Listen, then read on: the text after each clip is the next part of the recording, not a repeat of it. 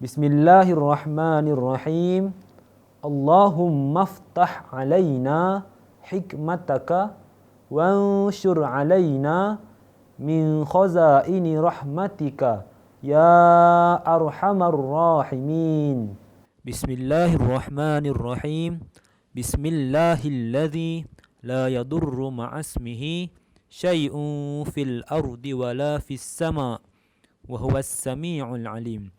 Allahumma inni a'udzu bika minal baras wal junun wal juzam wa min sayyi'il asqam. Assalamualaikum warahmatullahi wabarakatuh.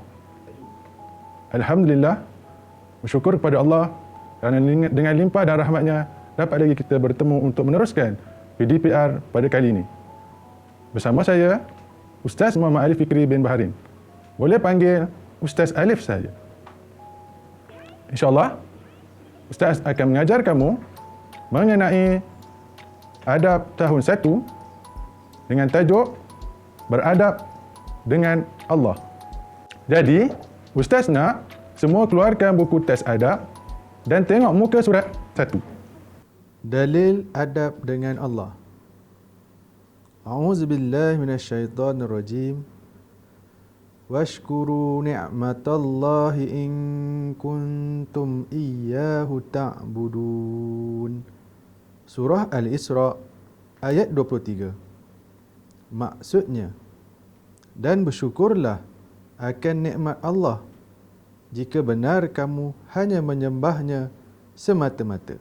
Baik, perkara pertama dalam kehidupan kita adalah kita perlu mengenal Allah. Siapa kenal Allah? Angkat tangan. Ya, bagus. Tapi adakah kita mengenal Allah dengan sebetul-betulnya? Mari Ustaz terangkan dengan selanjutnya. Baik, jadi terdapat pelbagai cara untuk kita mengenal Allah. Di dalam kitab ada mengatakan Awaluddin ma'rifatullah.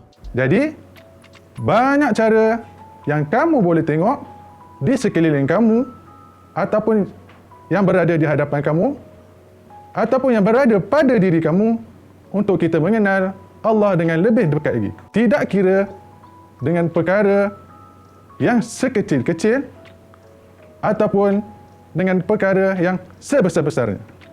Baik, jadi perkara yang pertama, bagaimana kita nak mengenal Allah?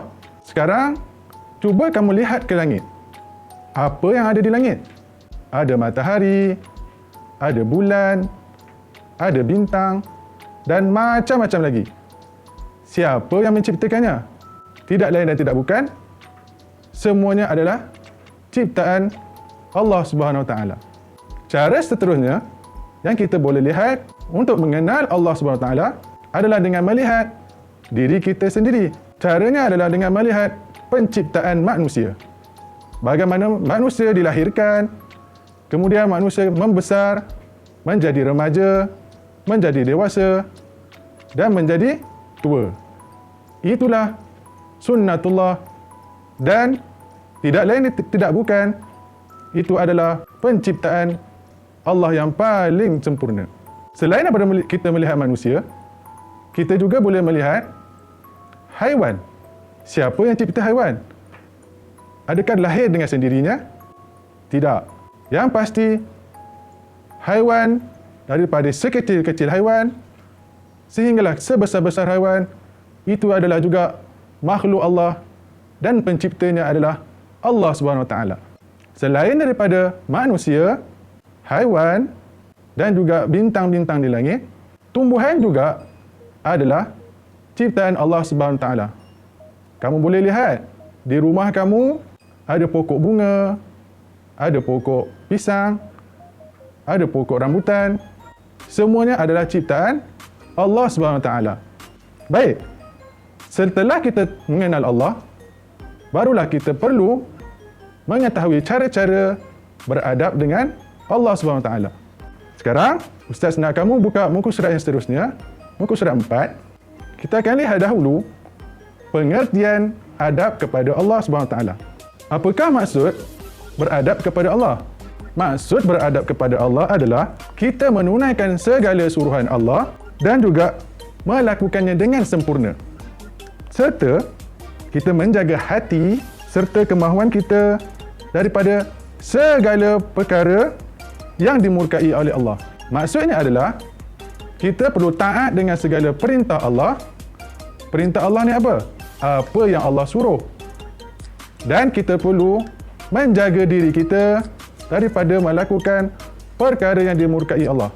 Perkara dimurkai Allah adalah perkara yang dilarang oleh Allah untuk kita lakukan.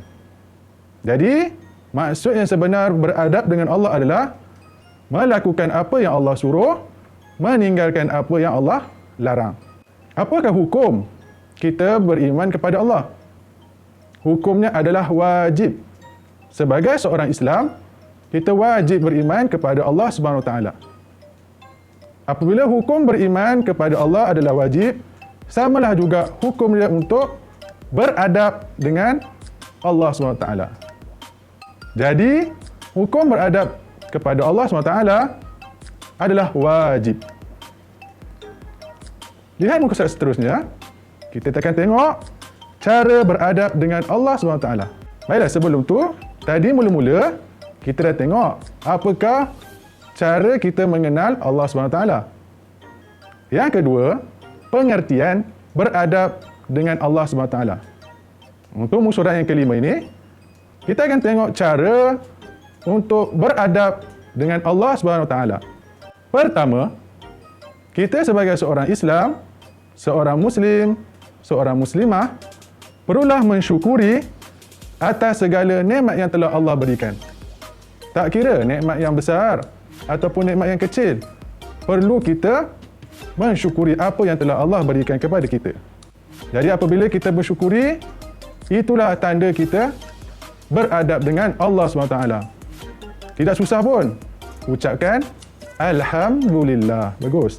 Perkara kedua pula, cara untuk beradab dengan Allah SWT adalah dengan kita melaksanakan semua suruhan Allah SWT.